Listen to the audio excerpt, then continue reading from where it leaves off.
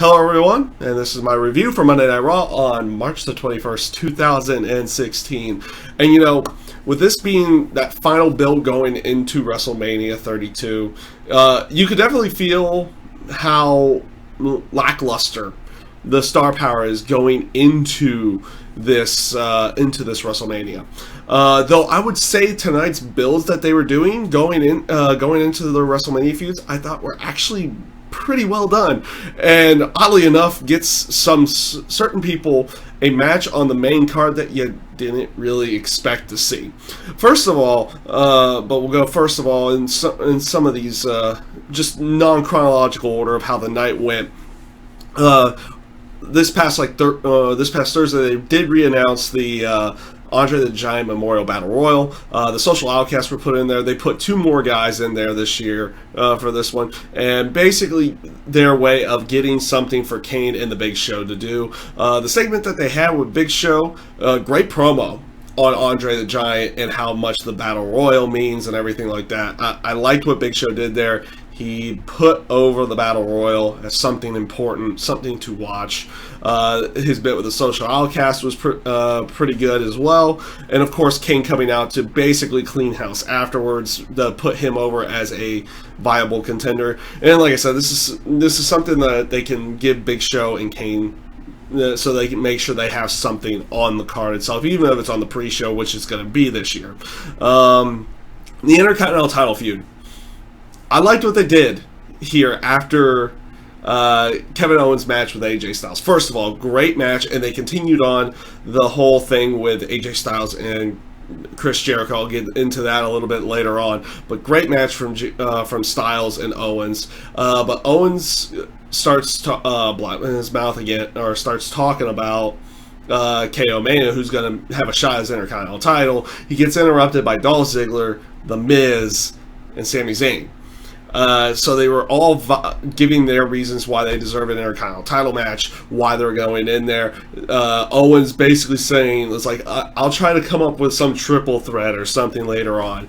And what, so they had a segment with Stephanie, basically going off and saying that, yeah, you can go ahead and make that match. I'll get into why Stephanie was kind of doing these things a little bit later. Actually, probably next on this one. But, so Kevin Owens is out there and he says, oh, don't worry, Lillian, I've got this, and makes the announcement for the triple threat, and makes it Sin Cara, Stardust, and Zack Ryder. Those are the ones who are going for the viable number one contendership. Of course, the match goes awry and everything like that, and leaves you wondering what they're going to do. This is where they make it a 7-way ladder match. First of all, the segment was decently well done, though the brawl between all 7 of them was kind of wonky in the end. That was probably the worst part of it. The best parts of this was Kevin Owens and how he was trying to get out of everything, and his segments with Stephanie McMahon in the back. I thought they were pretty well done there, and overall, like I said, gives some people a match on the main show that you weren't expecting. For one, Stardust, you probably were expecting him to be in the Battle Royal. Probably the same with Sin Cara, and definitely Zack Ryder. All 3 of these guys you thought would be in the Battle Royal are now in a ladder match with the Intercontinental title. And I'm not saying it's a bad thing. I think this is good in the end. Though I would have probably preferred the Fatal 4-Way match with Miz, Dolph, and Sami Zayn and Kevin Owens. This should turn out to be okay in the end. So all in all, not bad, but nothing overly spectacular. I like the segments with Kevin Owens and Stephanie in there, and the set for the Intercontinental title match ends out not being that bad, but I wish it could have been just left to the Fatal 4-Way. In that case, not so many guys. So this brings me to what was going on with Stephanie McMahon. So of course she starts off the program with a promo. My favorite thing in the world, promos at the beginning of the show. Actually, it's not so bad. It's not so bad like if they flip flop it. Like, oh, it's you start off with a match, then you go, or you start off with a promo. So it's not so bad when you do it in that way. But when it's a promo every week, it gets pretty bad. But Stephanie's talking about it's like, oh, Triple H wasn't here because of his responsibilities at the corporate office and everything like that, which gets her interrupted by Roman Reigns. And Roman Reigns is officially looking like he's no longer coming out through the crowd anymore. They have him coming out through the entrance ramp like a normal superstar. And he cuts a quick, relatively short promo on Stephanie McMahon, prevents her from slapping somebody in this case, because she went for a patented slap, got stopped in that case, and said, now I'm the authority. So okay on that one. So you didn't really get a lot of segments here with Roman Reigns at all, but they were definitely trying to portray him as like a more badass type character. And what they ended up doing in the end with the segment, like, you had Stephanie talking in the backstage with Triple H. And these were those points with Kevin Owens. So it looked like, okay, she was going to just leave the building and then she was going to meet up with Triple H and everything like that, and they would just drive away.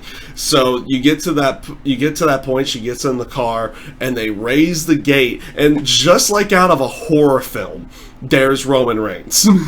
I'm sorry. The moment of you raise the door and there's your enemy right there, that's just like a moment out of a freaking horror film. It was actually kind of good. I did like the segment in the end, though, and like I said, they were trying to portray Roman Reigns as just a badass, like the way people have been wanting him to just be. I feel in the terms of crowd reaction, it's too little too late. I've never been, I won't say I'm like the biggest Roman Reigns fan or anything like that, but I've never had a problem with him being in that sector. I thought he was, at least halfway decent, pretty good in the ring, good worker, maybe lacking on the mic skills. It's like, lacking on the mic skills a bit, but that could be worked on. So I never had a problem with him being in that main event sector, but obviously a lot of other fans do, and I feel like it's too little too late. Like, what worked in that spot in Philadelphia when he won the title from Sheamus isn't going to work now because you took too long to get back there at this point, and he's just going to get kind of booed out of maybe booed out of the building. He wasn't booed out of the building so bad tonight. It was kind of a 50-50-ish, but it's just a little too late to get that crowd behind him and give you that moment. It's like, all the fans are all behind this guy winning the title at the end of the show. So, again, I felt like it was just too little too late.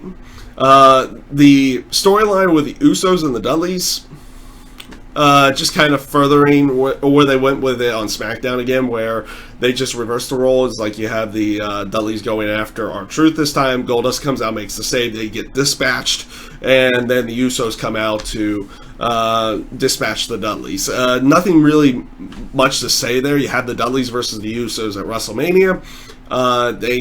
If they're looking to further and make it a more meaningful match, they need to have some other kind of promo going into it beforehand, and they have another week for that, so we'll see what they end up doing. The New Day and the League of Nations, you had Big E versus Rusev tonight on the show, and I'm not gonna lie, the match was really good. I enjoyed the match, and they did a good job of, for the most part, they did a good job of showing it's like, oh, the League of Nations have 4 guys, while New Day only has 3 guys.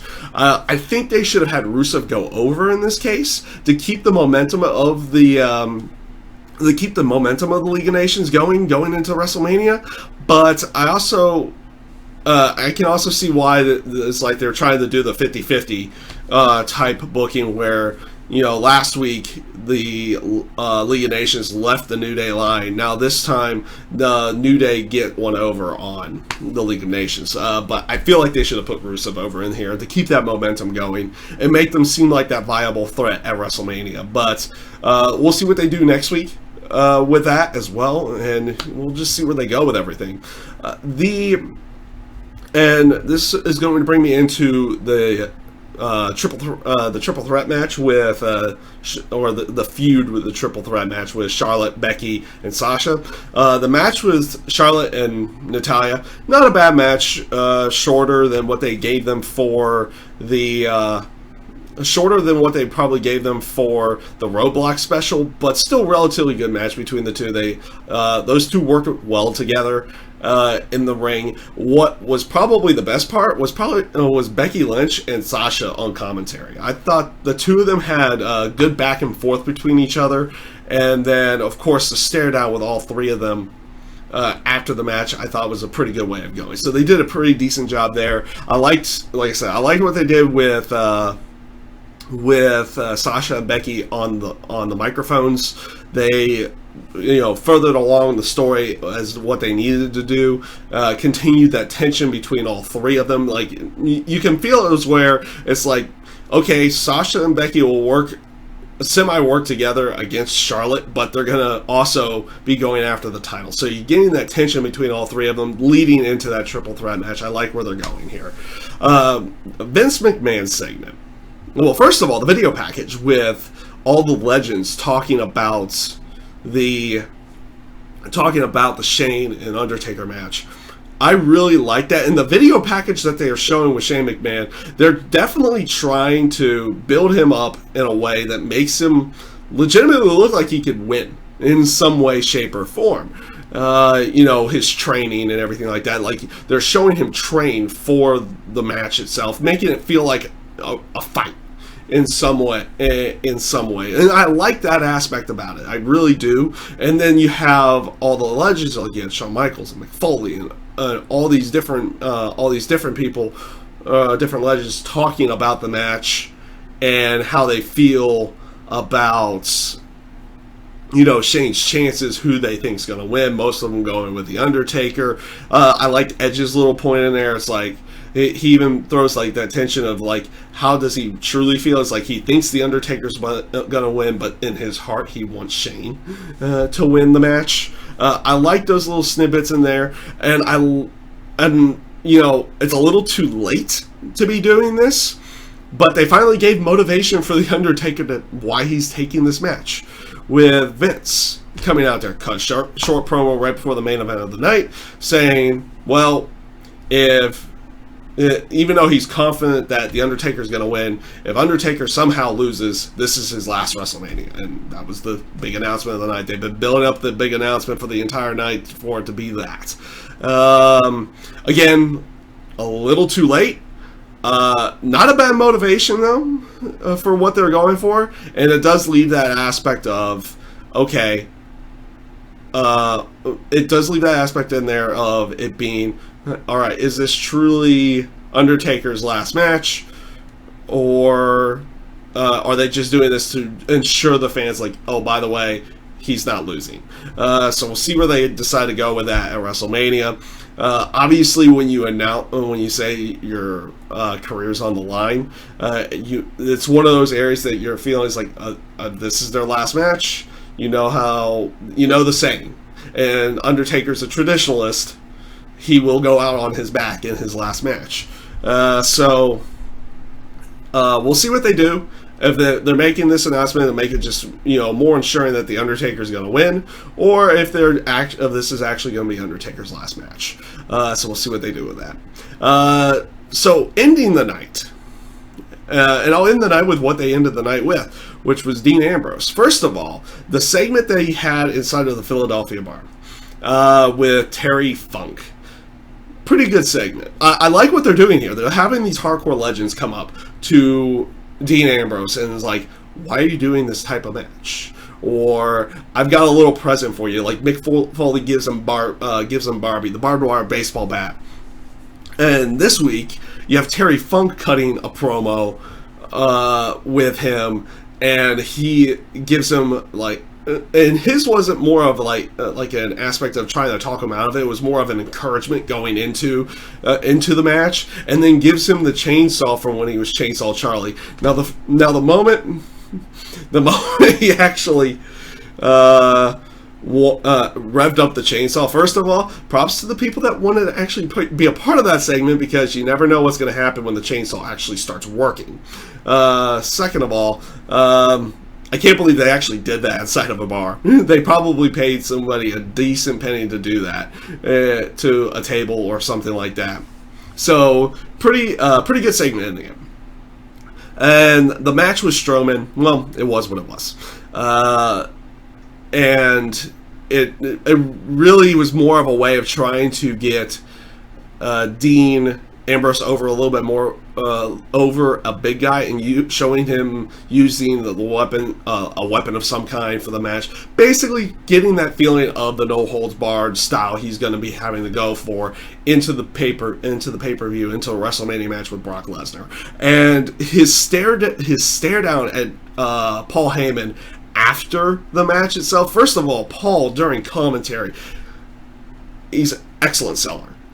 Excellent seller. And like, everybody's like talking, like, how can you make this viable? How can you make this like a viable threat to Brock Lesnar? And you have Paul Heyman selling people on Dean Ambrose, making him the like this viable threat, and saying it's like he's worried about it. Though Brock's not worried about Dean Ambrose, but Paul Heyman himself is worried about Dean Ambrose inside of there. So he's there to watch what Dean's going to do and everything like that. And then after the match with Dean, after Dean DQs himself with using the chair and getting the Wyatt family away, his stare down with Paul was really good. I love Paul's reaction, like, I'm just an advocate. I'm just an advocate. Please don't kill me. Type of moment. I liked what they did there. Again. So overall, this week's Raw, I thought it was pretty good. It wasn't bad.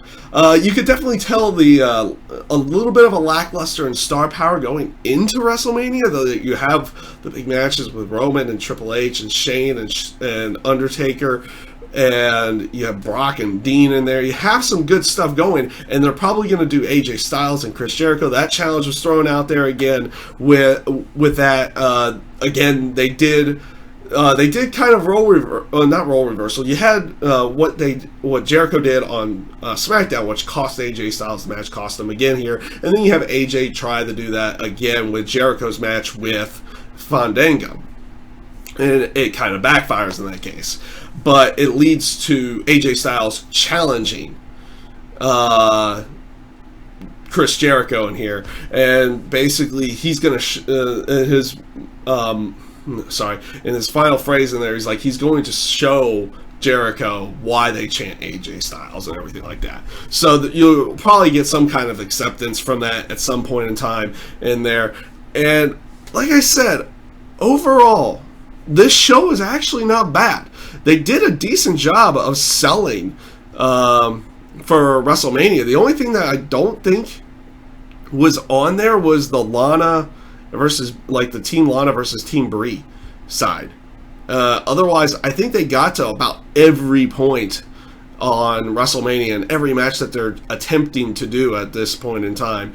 And not to mention, like, some of the people that they decided to add to the ladder match. Interesting choices. People that you would have expected to be in the Battle Royal. But overall, not bad. And it'll be cool to actually see those guys on the main card versus on the pre-show type card. For once, with Stardust, Sin Cara, and Zack Ryder. Oh yeah, the other one that they didn't get to was Ryback and Kalisto. They didn't get to that at all. Hopefully it'll do something more for SmackDown, something more for Monday Night Raw next week. They need to make that match a little bit more meaningful, though I know a lot of fans aren't really looking forward to it at all. So right now it's just kind of there with Ryback and Kalisto. So hopefully they do a little bit more with that. So again, this week's Raw, even though, like I said, the star power towards WrestleMania is a little bit lackluster, even though you're still waiting to see what Shawn Michaels is doing, what The Rock's doing, and what Stone Cold's doing. These guys, you don't know what they're doing at WrestleMania, but yet you know they're there, and the company's actually announced that they're doing something. More so with The Rock than with Austin and Shawn. So we'll see what they decide to do with them, or if they even announce anything for them before the show itself. And that is my review for Monday Night Raw this week. I thank you guys for watching, and have a great rest of your day.